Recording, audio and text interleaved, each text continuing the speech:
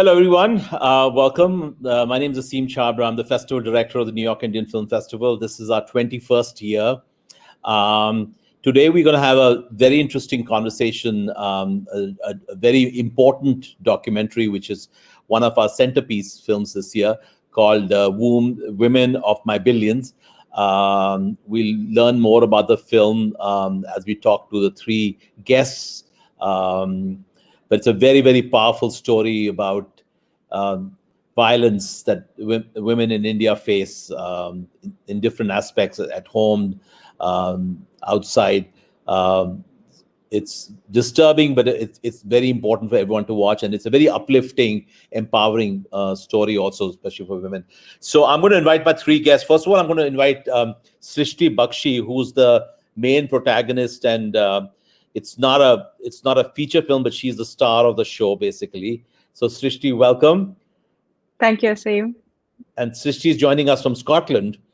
This is a very international conversation we are having. I'm in India, in Noida. I'll now invite Ajitesh Sharma, who is the director of the film, and he's in Mumbai, Bombay. Hi, Ajitesh.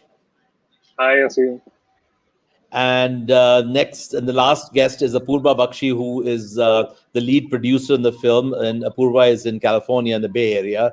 Hello, Apurva. Hi, Asim. And I just wanted to mention hello, and I wanted to mention that there are two executive producers of the film also, though they're not with us just right now, Julian and Manisha Tyagarajan. So I'm sure some of you have already seen the film, but we won't give away the film as much as we'll talk about the issues and the making of the film, which I think is probably one of the most fascinating things for me, really, how this film must have been put together, really.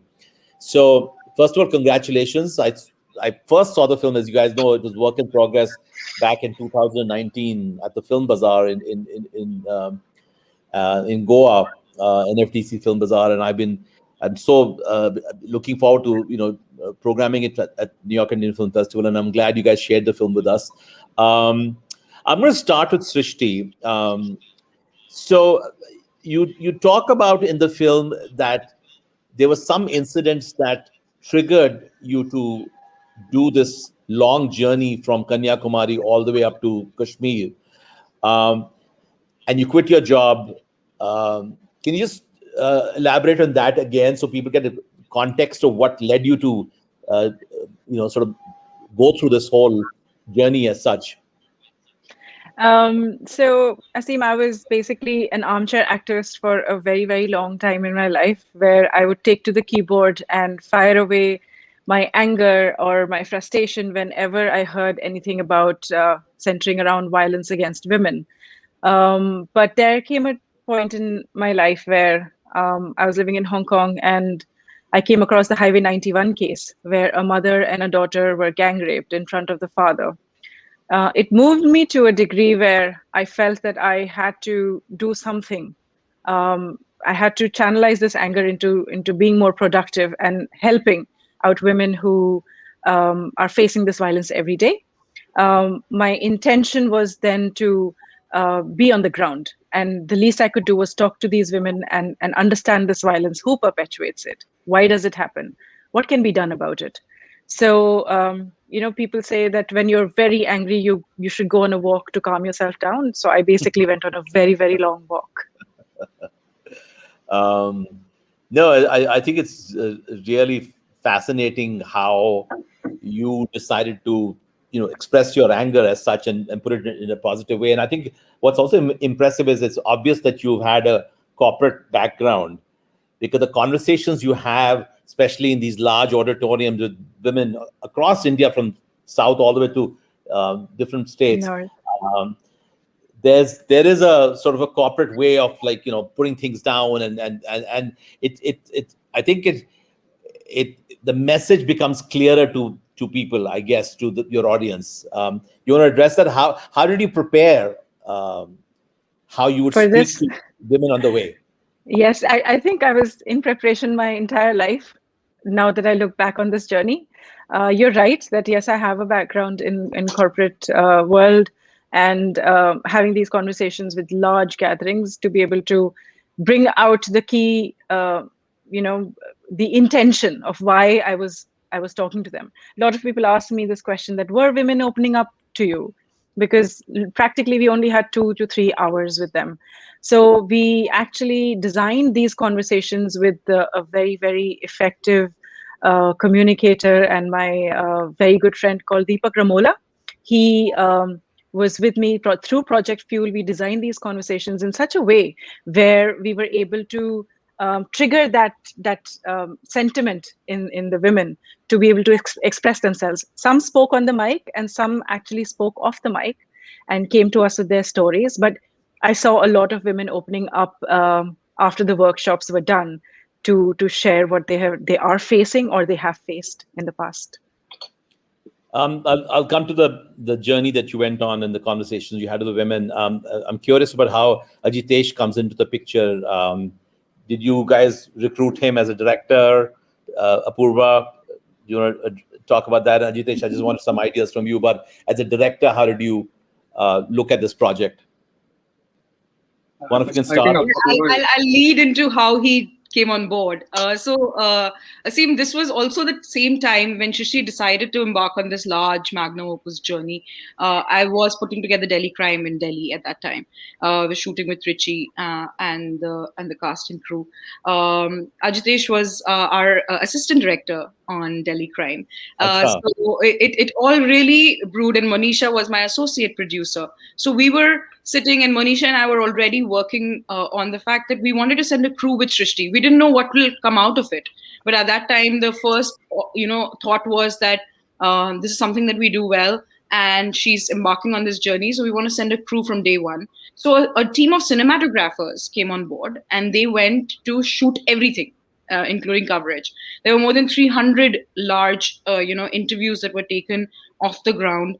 And so when Shrishti reached Delhi is when the shoot had begun. And in fact, I remember we did India Gate sequence of Delhi Crime on one weekend, and the next weekend Shrishti was presented her walk at the India Gate. So it was a very surreal process for us. The crew was very aware of the fact that, Apurva's sister's walking, and everybody met. So she came on set one day and everybody met, and Ajitesh was deeply moved with whatever he saw and experienced and spoke with Shrishti about. And that's when Manisha and I decided that he came up with thoughts, and he was like, he was talking about the male privilege. He was talking about how exactly does he resonate with the journey. And so once Shrishti really wrapped the walk, we handed over more than 1,000 hours of footage to him. And then started his journey, which was, I don't think he anticipated that it is going to be such a dark tunnel to cross, because you become very hopeful when you see a champion like Shrishti walking and talking her walk and walking her talk and making sure that the messaging is very clear.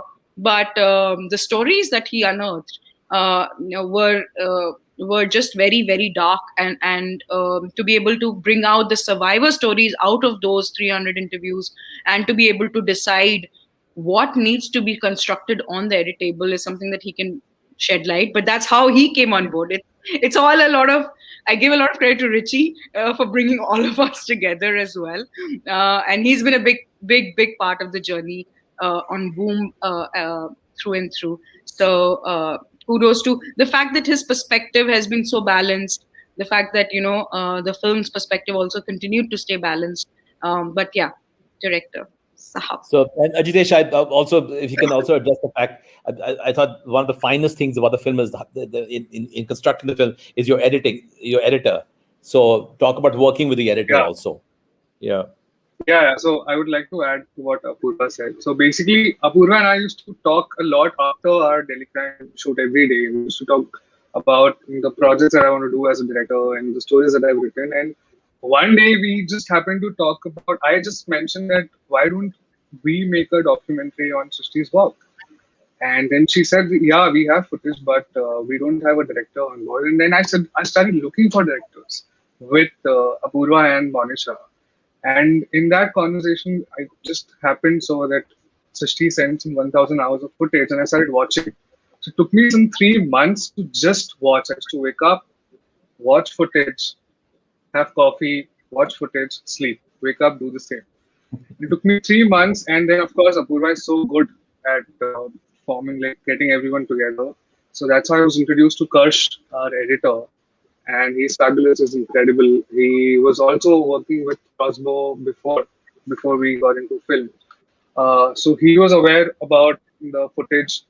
So that after watching the footage, I started writing the script because I've always imagined this as from that perspective. I was working with Srishti, so I started writing the script from scratch, and that's how it just like with Karsh and I sat together and we did it.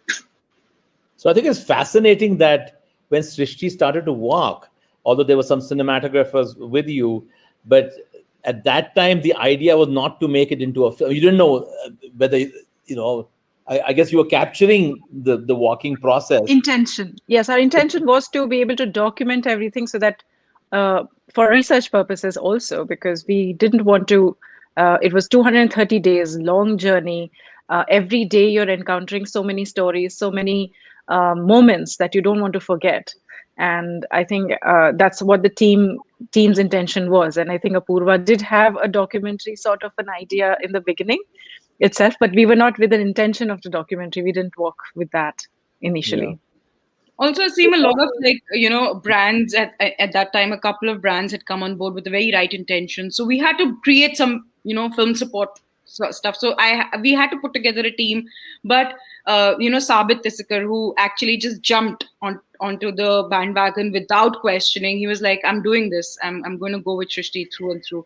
And kudos to him. And of course, a bunch of them joined him. A bunch of cinematographers joined his efforts. He was the lead DOP on this, and it's to the grit of the entire team that was on the ground to be able to not only be with Srishti through and through, but go through seeing and the violence that was perpetuated on the ground.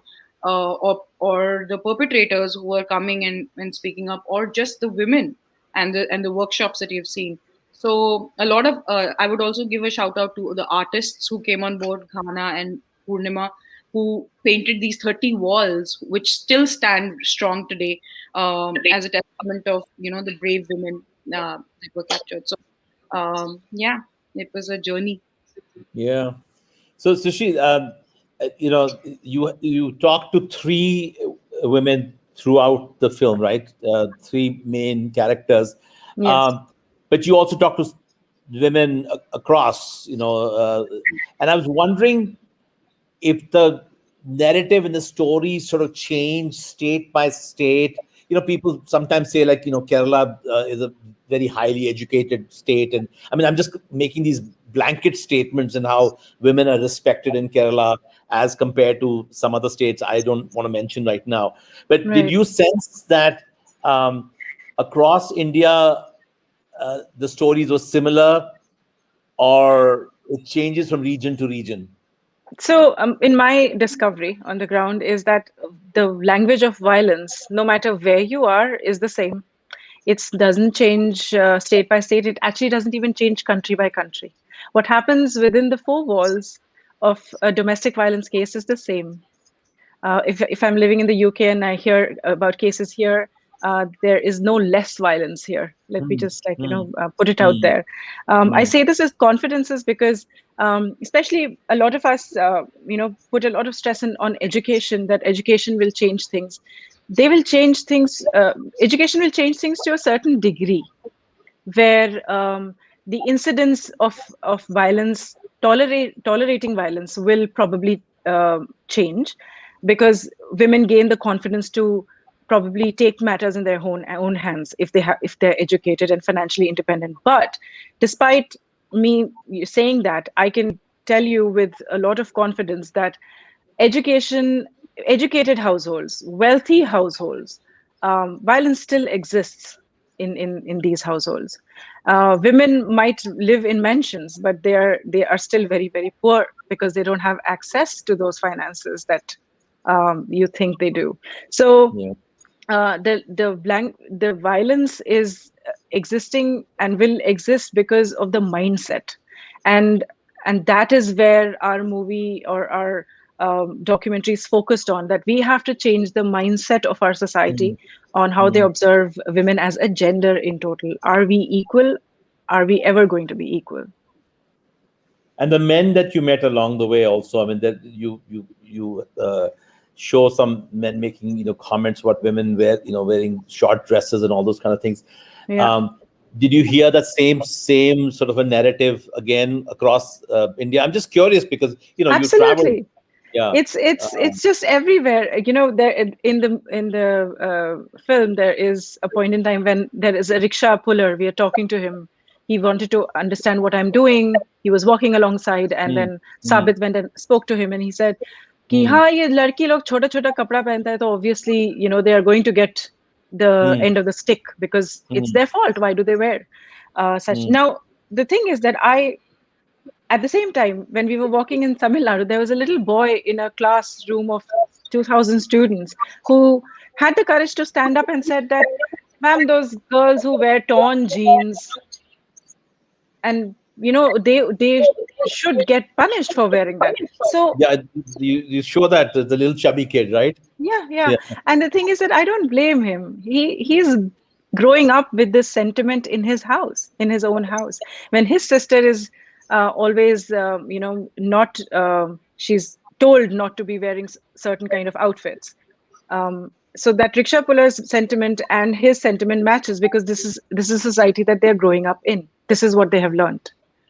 So again, it all comes back to the mindset. But at the same time, these were not the only men I met. I also met incredible people, men who were championing the women in their life.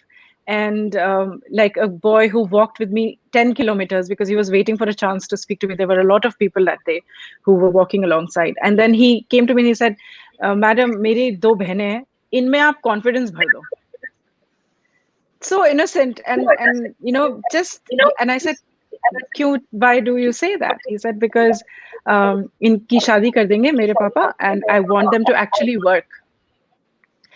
Because in my village, a lot of girls get married and then their husbands beat them, getting drunk, and I want these girls to work so that they can walk out of if there is a situation like that for them. So I think that person is in my sense of a world. He's a hero. He is the person who is actually going to change people's mindset around him. So yeah, those are the men that I celebrate. But your effort needs to be celebrated a lot also. When you said, "I'm going to walk," did you know what it means to? I mean, I can't even, because I'm not completely out of shape in any case, so I don't know why I'm putting myself. But did you know how tough this would be? And the many times when you're with the camera and your legs are in pain, or you're getting back massage and everything else, and how tired and exhausted and emotionally also you were very tired, I'm sure, listening to these stories, but physically also. Yes. Did you anticipate this when you started, or you? No, actually, I did anticipate the physical strain that is going to be. Sorry. Go ahead. Sorry. Yeah. Maybe we should mute. All of us should mute us when she's talking. Okay. So the physical strain of the journey, I did anticipate, and I trained for it for 1 whole year. My trainers actually always warned me of the fact that while I'm taking this journey, it's a long one. They will train me to face it in terms of my physical strength. But they did say that you have to prepare yourself mentally to be able to walk the journey and also take the mental stress. And that is what I think I did not understand what that would do to me, because you hear about the cases, you're upset for a while and you are angry, and then life moves on. But here I was day after day encountering different kind of women stories, men, a lot of uh, surprises, and no time to actually process any of it. So it did take a physical strain as well on me. But I remember in the middle of our journey, we encountered a case in a small village called Deval, where a girl was set on fire. She was alive and she was set on fire, and she succumbed to the journeys in within 2-3 days. Um, so that, I think, left me very, very disheartened and extremely. I was questioning everything. That what am I doing? Am I doing the right thing? I think this fight is. I've lost the battle. I've felt that many, many times. But then the very next day, I had this girl who was walking beside me, and very timid, very quivering voice, nervous. She said that for the last 5 years, I've been facing so much of like I get beaten up black and blue every evening. And she was actually beaten that previous evening. And that moment she said that today things are going to change. I think I can't live with this any longer. And I'm so glad that I came across you. She had come to buy vegetables and she saw me walking. Then she narrated this. And that's the moment that I felt that all is not lost. I'm so glad that I met her, because probably if she walks out today, she will not end up like the girl I met yesterday. So these hopeful stories, these courageous women are the reason why I kept going. I think otherwise it was extremely hard for me to keep going. I'm curious about the process of walking and recording. I mean, did you have people who started with you and continued throughout the journey? I'm curious about that. I'm also curious about how you would break the journey. And there are many points. It's very clear that you are in different, South Indian states, and then you reach up to UP and Delhi, of course, and you go up to Kashmir. That you talk to different groups of school children, girls, boys together, older women. How were those conversations in these large auditoriums and spaces? How were they planned, and how are they interspersed with your walks as such? Did you take breaks from your walk sometime, or did you walk every day? Okay. Yeah, it was a logistical nightmare to do this, but it was all thanks to my father, who was the lead actually organizer on all this. He took on the operations head role in my journey. He had retired from the Indian Army as a general just a year back when the journey started. So he planned this. We had conversation. We wrote to every district collector beforehand to the journey, and some of them replied back, some of them didn't. But the team is where this all was organized. The team used to call these colleges, schools who were on the way, or we would do recce, forward recce, and find out what are the colleges and organizations on the way.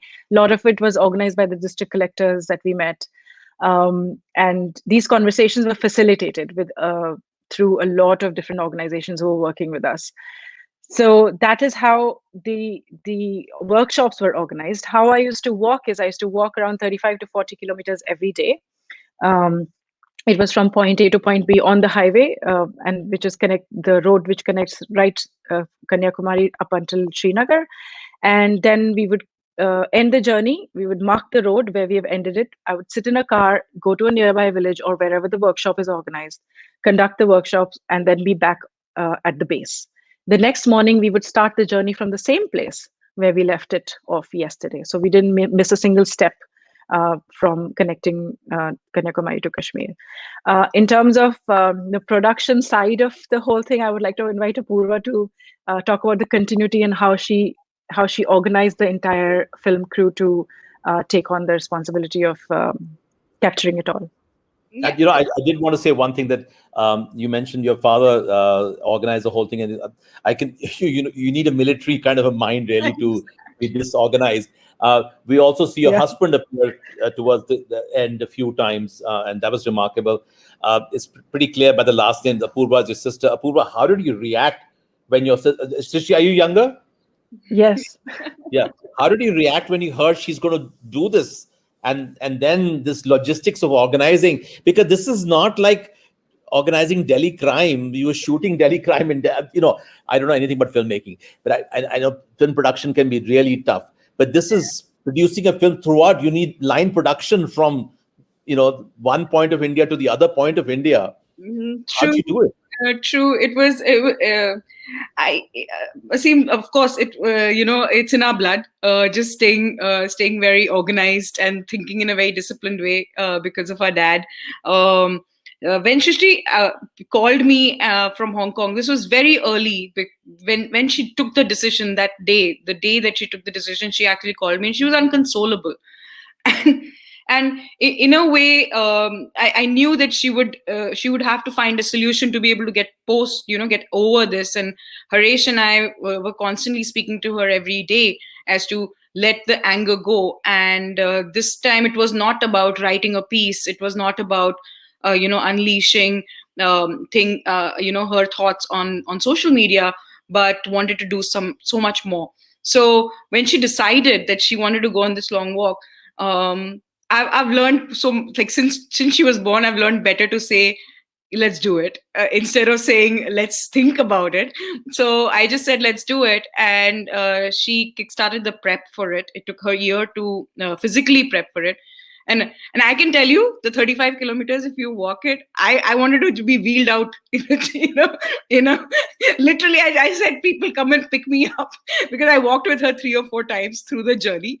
But it takes after 5 kilometers, you don't know what to think anymore. You start thinking about changing the world. And that's where I probably feel that she really, really honed in.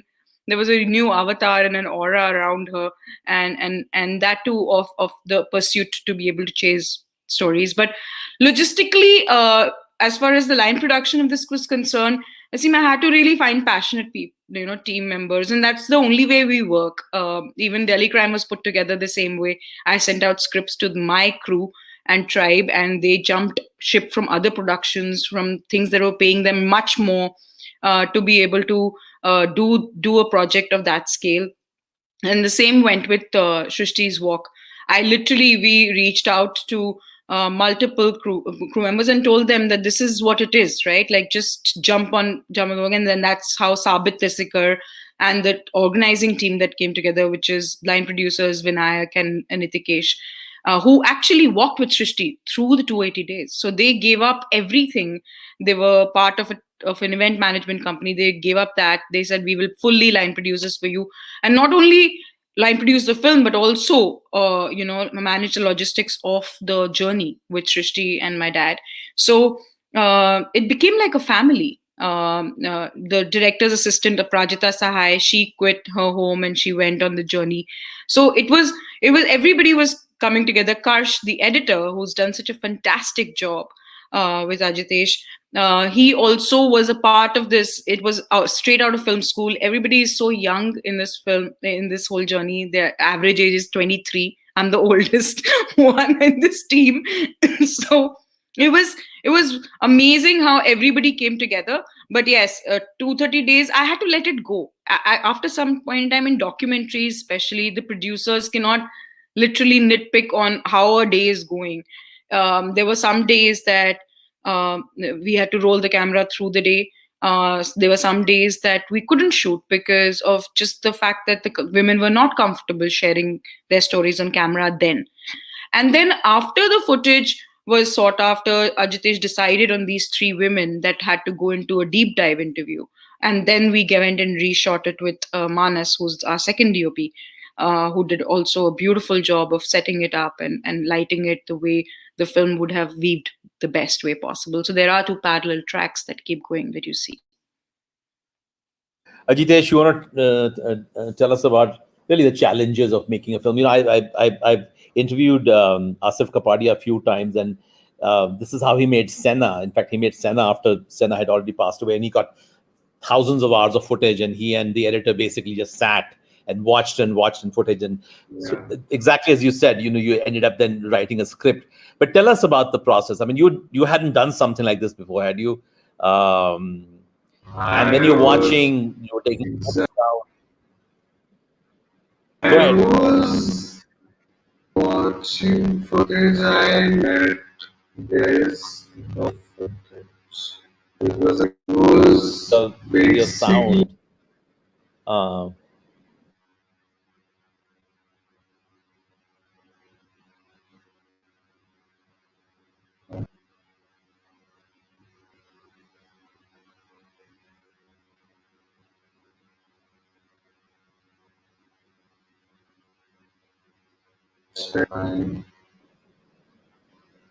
We can't hear you now. Do you have headphones on?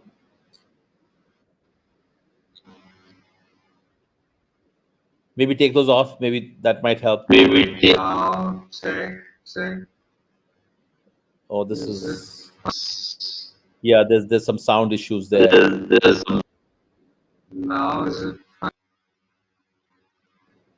No, there's still an echo. Why don't you leave and join again?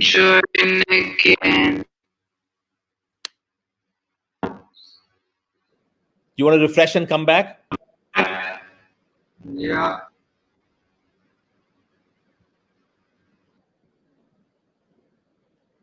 Meanwhile, Srishti, maybe you can tell us about. Yes. Tell us about which was the hardest day, emotionally, for instance, the story that you heard. Emotionally, I think the day that we were crossing Deval, as I said, it just felt it was a middle point of the journey. It was a very very hot day, and just meeting the mother of the girl and the family members.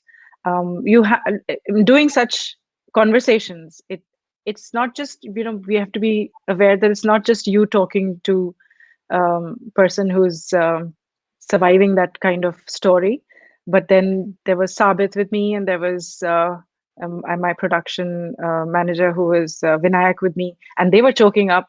And it's very hard to hold your calm and cool while having that conversation when you have so many people sobbing around you. I think that day when I came back home, I felt that violence is winning. And that was probably the hardest day I can recall for me. Um, it it just basically gave me so much of, I was so fatigued, I could not process it. I was very very tired. I think after that, for days, I was very very tired. That's, I think, the hardest day that I came across. No, but Also, we got some very heart-wrenching footage of the child who was burned alive. We do have that footage. Yeah, she actually gave her testimony on the phone. We have that footage, but we There was in the first draft. Now can you hear me? Yes, I can hear you. So there was, we actually put that footage, the girl's footage, in the film in the first draft. And then we had a very long conversation about it, whether we should ethically do it or not. And then we ended up removing it because it's too disturbing for everybody, and for us and for people who saw at that point. So we eventually had to remove it. But it was, yes, it was disturbing. And about the process, there was, like, I used to wonder where should I begin from and where should I end at, because it was everywhere. So, and that is when I decided I'll start with the midpoint. And for Srishti also, the midpoint was Madhya Pradesh, literally Madhya Pradesh. And that's how we started editing from the midpoint, because I said that we start right at the center, we'll get the end and then we'll think of the beginning. So we started, the first reel that we sent to Srishti and Apura was the Deval sequence, the entire Deval scene. And once we were all on the same page, I just went on with the flow. So yeah, and of course I had the script, so we were constantly following the script. And then Sangeeta, Neha, and Pragya came. That was a big decision because we had some 300 plus interviews of women, and it was difficult to shortlist 3 women out of 300. So, but yeah, I mean, these Sangeeta, Neha, and Pragya, they represent their own spectrum. Neha talks about domestic violence. Neha talks about marital rape. Pragya talks about acid attack, and Sangeeta talks about how she could not make a decision for 35 years of her life. She was married for she got married 2 times without, like, nobody asked her to get married. And finally, I mean, we shortlisted these 3 women, and I went to Delhi. We called everybody to Delhi, and it was a 10-day shoot. That it was life-changing experience to meet these 3 women, and of course, Srishti was there. So yeah, I mean, the process was so inspiring. Right? It took me some 2 years to edit the film. These 2 years were so inspiring, and I'm so proud of myself today that everybody is liking the film and they think it's important and it's changing perspective. So I think that was the objective. So on that note, I need to ask all three of you, where are you going to take I know the film is going to film festivals. After New York Indian Film Festival is actually the opening film at the London Indian Film Festival. And so there is a festival route, of course, but this film needs to be shown to a larger audiences. It has to go to every school if possible in India. Every school girl should be watching it and every school boy should be watching it. What are the goals, really? I mean, do you guys have any plan in action for the film? Before Apurva goes, I would like to add, we have an Emmy Award winner producer. So You have what? I'm sorry? she is our producer, is Emmy Award winner producer. Yes, I know you're a So producer, the Emmy Award winner. I know your producer and her co-producer very well, actually. So Yeah. yes. No, Aseem, it is like you said, it's very important now that the film is ready, and the message is very clear. It's very important that it reaches far and wide. That's the purpose, and yes, it is doing its festival rounds, and I'm hoping that the right kind of conversations trigger in terms of conversations with platforms, conversations with the broadcasters who can really take the journey far and wide into each household, or the smallest screen possible to a screen near you. So we don't have any big ambitions of theatricals because that's not something that this world will allow. Even in my previous avatar, that I would never perpetuate and I would never support a theatrical for such films, but go into the most widely reaching possible distribution scenario. So I have learned well under the tutelage of my previous partners, as well as understanding what it really is the need of the hour. It's important that the film gains the kind of festival curations, and you've been a champion of it since day one, and it only it's an homage to our bond, that you have that eye to curate, that the film has come to you first. It was extremely important for champion. It's important to take it to champions like you, all right, and get it the proper showcase, so that even platforms become aware of it, and then can start a conversation which is fair and square, leads to the maximum distribution of the film. Sushi, I'm sure this is the question everybody asks you. What next for you? And you obviously cannot be an armchair activist anymore, because you've done more activism than many activists who spend a lifetime doing this kind of work. How do you go forward, and how do you top this, or how do you take this conversation beyond the film itself?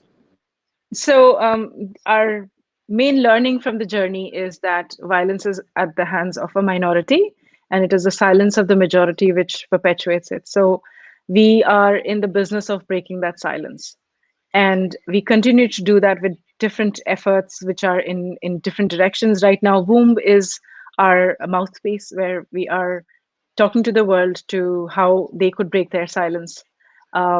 It is part of our movement.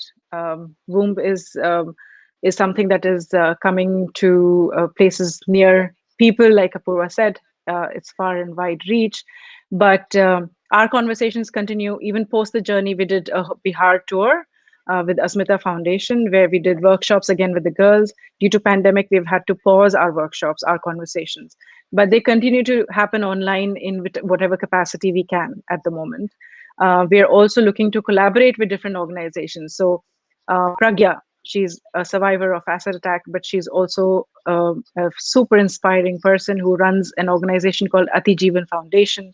So we are hoping that after the pandemic is done, we are able to work and collaborate more with such organizations and continue our journey on the ground like that.